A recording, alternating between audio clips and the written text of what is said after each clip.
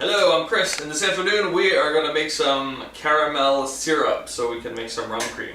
Caramel syrup is really explosive, so later on we're going to see some fireworks.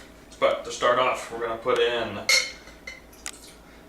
just going to start with a little bit of water. We're going to need 1 cup of water and 2 cups of sugar in our pot, and a 1/4 cup of, this is corn syrup. This is like dark corn syrup. Stuff that we use for making rum balls with.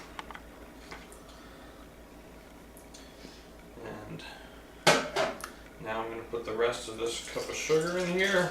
I mean, cup of water. And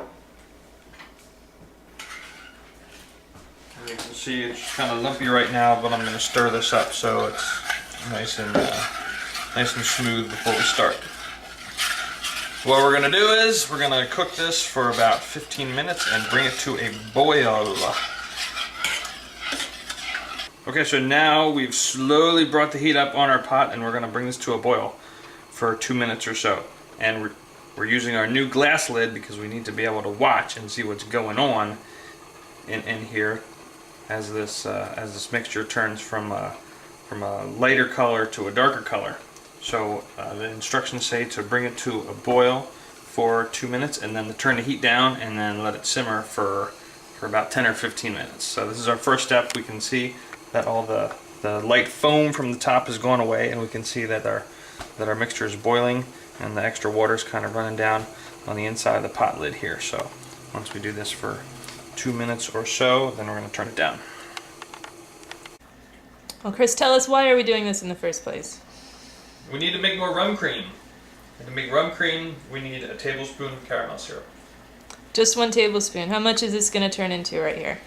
Practically a whole bottle. That's a lot of rum cream. 2 or 3 cups. Well, 2 or 3 cups of caramel syrup. The bubbles have become a lot bigger and are sticking together more.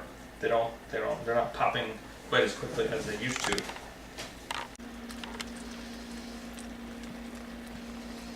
How much longer do we let this go on? Well, about 2 minutes on the timer, but we're going to wait till it starts looking like it's turning red. And this time I want to make sure that I put the water in before it gets too burned, because our last batch was a little on the burn side. It was a good first attempt. This will be better. Okay, since this stuff explodes and splutters, you never know what's going to happen. So I'm going to make sure I put on the long sleeve shirt. I'm going to put on my protective face shield All right. here so I don't get any splattered on my face. And get my gloves ready to grab, because you don't want to have hot steaming sugar splattering on you. It's not going to evaporate. It's just going to stick on your body until it cools down. So I'm going to make sure I protect myself here. After watching this one time, I know what's coming. You look like you're ready to do battle, honey. Battle against sugar. Yeah. Well, we've been cooking for a while, and now it's just a big, bubbly, oozing mass. We're getting close to being ready to put the water in here, and it's very difficult to tell what the color of this is without just taking a spoon to it and seeing what it looks like. It's getting a little darker, but I've turned the heat down so it's cooking a little bit slower than the recipe might have gotten to. I can say that I wish this was smell-o-vision, because it smells really good. It definitely smells like dessert. We're taping. Okay, I think it's about time. It's not quite red, but it smells like it's getting a little burny down there. So I'm going to take this off.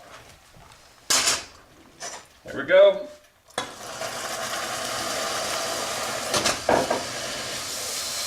Woo!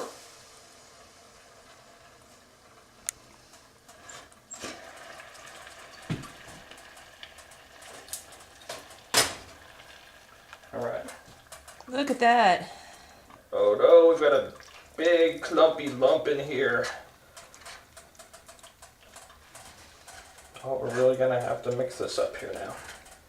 It's more caramel, less syrup. Yeah, it's a big gummy blob.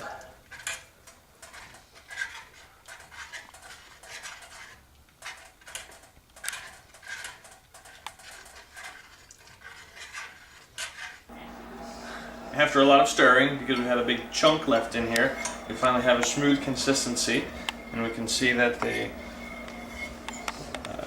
our mixture in here is a very golden color, and it smells just a tad bit burnt, but it doesn't really taste burned. So, And that's what's you can see important. it looks like moderately used motor oil at this point. Good comparison. And now we can, we're done stirring it. We're just going to put it in a bottle.